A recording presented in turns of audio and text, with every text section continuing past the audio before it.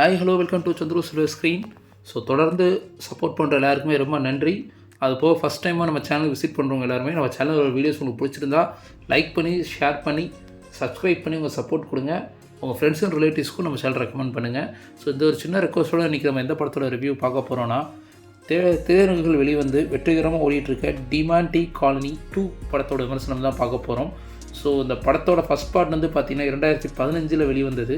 So அதுலேருந்து ஒரு 7 வருஷம் கழித்து இந்த படம் வந்திருக்குது. ஸோ இந்த படம் எங்கே ஜெயிச்சிருக்குன்னா, இந்த connectivity of idea between Demonte Colony 1 and 2, அது போக இந்த படத்தில் எடுத்துக்கிட்ட ஒரு சிரத்தை ஸ்க்ரீன் பிளேயில் இது எல்லாமே சேர்ந்தால் இந்த படத்தை சக்ஸஸ் ஆகிருக்கு. ஸோ ஃபஸ்ட்டு இந்த படத்தோட ஸ்டோரி என்னன்றதை பார்த்துடலாம். ஸோ இந்த படத்தோட மெயின் லீட் அப்படின்றது வந்து பார்த்திங்கன்னா பிரியா பவானி சங்கர் தான் இருக்காங்க. ஸோ இவங்க வந்து பார்த்திங்கன்னா லவ் பண்ணி கல்யாணம் பண்ணிக்கிறாங்க. ஸோ அவரோட ஹஸ்பண்ட் ஷாம் அப்படின்றவர் வந்து பார்த்திங்கன்னா கேன்சரோடு இருக்கார். அதையும் மீறியுமே இவங்க வீட்டில் போராடி லவ் பண்ணி கல்யாணம் பண்ணி அந்த கேன்சர் ட்ரீட்மெண்ட் தான் ஒரு குணமுமாகி வீட்டுக்கு வந்துடுறாரு. பட் எதிர்பாராத விதமாக ஒரு சம்பவத்தில் அவர் தூக்கு மாட்டி தற்கொலை பண்ணி இறந்து போயிடுறாரு. ஸோ அவர் வந்து ஏன் தற்கொலை பண்ணி இறந்து போனார், அவரோட ஞாபகமே இருக்கிற பிரியா சங்கருக்கு அது ஒரு கேள்வியாகவே இருக்குது. ஸோ இந்த மாதிரி இருக்கும்போது திடீர்னு அவங்களுக்குள்ளே ஒரு ஃபீல் சொல்லுவாங்க, இல்லை அவர் ஏதோ என்கிட்ட சொல்ல வராரு அப்படின்னு சொல்லும்போது அவங்க வந்து பார்த்திங்கன்னா அந்த சைனீஸ் மாங்க் இருக்காங்க, அவங்ககிட்ட போய் உதவி நாடுறாங்க. இந்த மாதிரி நான் என் ஹஸ்பண்ட்டை வந்து பேசணும், அவரோட ஸ்பிரிட்டை பேசணும், அவர் எதோ என்கிட்ட சொல்ல வராரு அப்படின்னு சொல்லிட்டு பேச போகிறாங்க. அதனால் அடுத்தடுத்து நடந்த சம்பவங்கள் என்ன, அருள்நிதிக்கு பிரியா பவானி சங்கர் இந்த ஸ்டோரி லைன் கூட அவங்க எப்படி கனெக்ட் ஆகி வந்தாங்க அப்படிங்கிறத பற்றி ஒரு டீட்டெயில்டாக ஒரு 2.5 hours நமக்கு வந்து ஒரு த்ரில்லராக கொடுத்துருக்க, ஒரு ஹாரர் த்ரில்லராக கொடுத்துருக்க ஒரு படம் தான் டிமாண்டி காலனி 2. ஸோ ஃபஸ்ட்டு படத்தை பற்றின அனாலிசிஸ் பார்த்துடலாம். ஸோ படத்தோட first main lead Priya Bhavani Shankar. So horror movie அப்படின்னாலே வந்து பார்த்துட்டிங்கன்னா நீங்கள் வந்து பயம், அந்த எமோஷன்ஸ், அந்த பயத்துக்கான எமோஷன்ஸ் இதெல்லாம் நீங்கள் நிறையா வெளிப்படுத்த வேண்டியது இருக்கும். அதை பிரியா பவானி சங்கர் உண்மையிலே அருமையாக பண்ணியிருக்காங்கன்னே சொல்லணும். அடுத்து வந்து பார்த்திங்கன்னா அருள்நிதி ஒரு நெகட்டிவ் ஷேட் கலந்த ஒரு கேரக்டர் தான் இந்த படத்தில் பண்ணியிருக்காரு. அது உண்மையிலே படம் நெடுகளையுமே அவர் வந்து கேரி பண்ணி கொண்டு போயிருக்காருன்னே சொல்லலாம். அந்த அளவுக்கு வந்து இது வந்து அந்த அவர் கொடுக்கப்பட்ட ரோலை அவர் இந்த படத்தில் உண்மையிலே அருமையாக பண்ணியிருக்காரு. அப்புறம் அர்ச்சனா ரவிச்சந்திரன் கொஞ்ச நேரம் தான் அவங்களுக்கான டைம் ஸ்பேஸ், பட் அதையுமே வந்து பார்த்திங்கன்னா அவங்க வந்து அவ்வளோ அருமையாக பண்ணியிருந்தாங்க. ஸோ இவங்க 2 பேரை தவிர்த்து அடுத்து முக்கியமான கதாபாத்திரம் நல்லா பண்ணியிருந்தது யாருன்னு சொல்லணும்னா முத்துக்குமார். ஸோ அவருமே வந்து பார்த்திங்கன்னா ஒரு இயல்பான யதார்த்தமான நடிப்பை உண்மையிலே கொடுத்துருந்தாரு. அருண் பாண்டியன் சார்ட்ட நம்ம எதிர்பார்த்த அந்த ஒரு பிரமிப்பான நடிப்பு இல்லைனாலுமே ஓரளவுக்கு நல்லாவே பண்ணியிருந்தார். ஸோ படத்தோட பாசிட்டிவ் அப்படிங்கிறது வந்து பார்க்கும்போது இவங்களோட பர்ஃபார்மன்ஸ்னு சொல்லிடலாம். அதுக்கு அடுத்து நம்ம அஜய் ராணிமுத்துவோட டைரக்ஷன், அதாவது அவரோட கிளவர் ஐடியா, தாட், இந்த மாதிரி எதுனாலும் சொல்லலாம். ஏன்னா அவர் வந்து பார்த்திங்கன்னா 1 and 2 கனெக்ட் பண்ண விதத்துலேயே வந்து பார்த்திங்கன்னா இந்த படத்தை நம்ம வந்து ஓரளவுக்கு வந்து மேட்ச் பண்ணி நம்மளை படத்தோட கனெக்ட் பண்ணி ஜெயிஸ்டார்னே சொல்லணும். ஏன்னா அவ்வளோ அருமையான ஒரு கனெக்ட், அதுக்கேற்ற ஸ்க்ரீன் ப்ளே எடிட்டிங்குமே சரி. ஸோ எடிட்டர் வந்து பார்த்திங்கன்னா குமரேஷன் தான், அதுவுமே அவர் நல்லா அருமையாக பண்ணியிருந்தார்.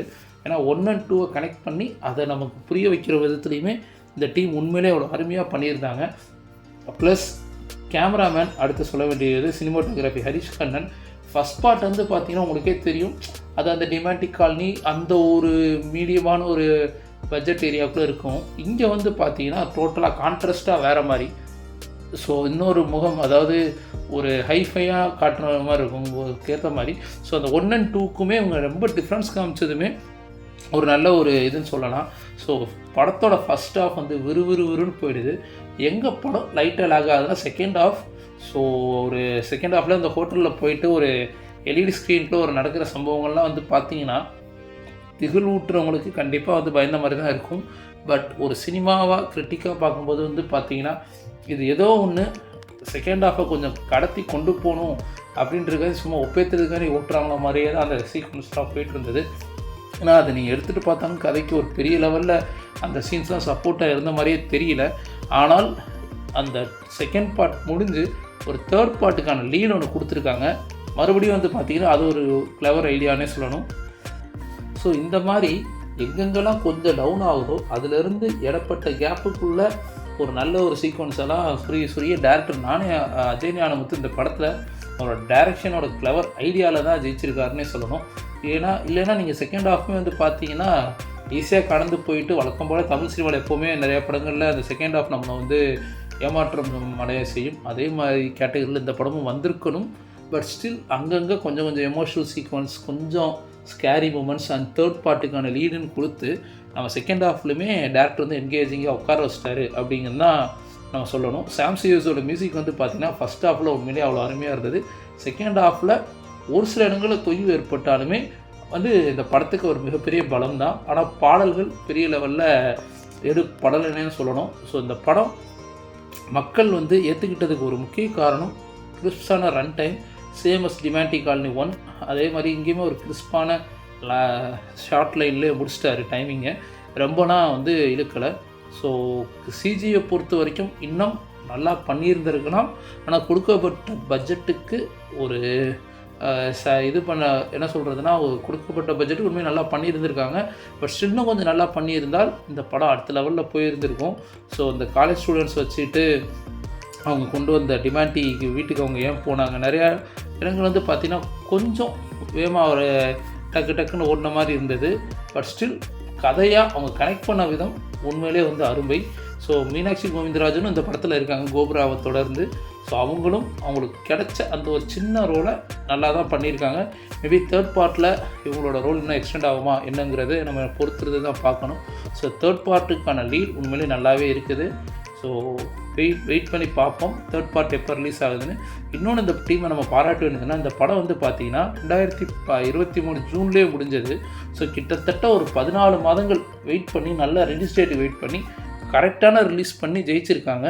ஸோ எப்போவுமே ஸ்கிரிப்ட் தான் முக்கியம் உங்களுக்கு, அதை நீங்கள் நல்ல ரிலீஸ் டேட்லையும் ரிலீஸ் பண்ணணும் அப்படிங்கிறத வந்து இந்த படம் மூலிமா நம்ம தெரிஞ்சுக்கலாம். ஸோ நீங்கள் நல்ல ஒரு கதையோட அமைப்புள்ள ஒரு படத்தை எடுத்து அதை நீங்கள் எப்போ கொடுத்தாலுமே மக்கள் ஜனரஞ்சகத்தோட படம் ரசிக்கிற மாதிரி ஜனரஞ்சகமாக இருந்தால் அவங்களை ஏற்றுக்குவாங்க. அப்படிங்கிறதுக்கு இந்த டிமாண்டிங் காலனி 2 வந்து மிக ஒரு பெரிய உதாரணம். ஸோ நல்ல படம் எடுங்க, நல்ல ரிலீஸ் டேட்டில் கொடுங்க, கண்டிப்பாக மக்கள் திரையரங்கில் வந்து பார்த்து ரசிப்பாங்க அப்படிங்கிறது எந்த டவுட்டுமே கிடையாது. So Demonte colony 2 it's a super hit movie. So மீண்டும் அடுத்த ரிவ்யூவில் சந்திப்போம். ரகுதத்தாவோட ரிவ்யூ தான் வரும். அன்டில் தென் நன்றி, வணக்கம்.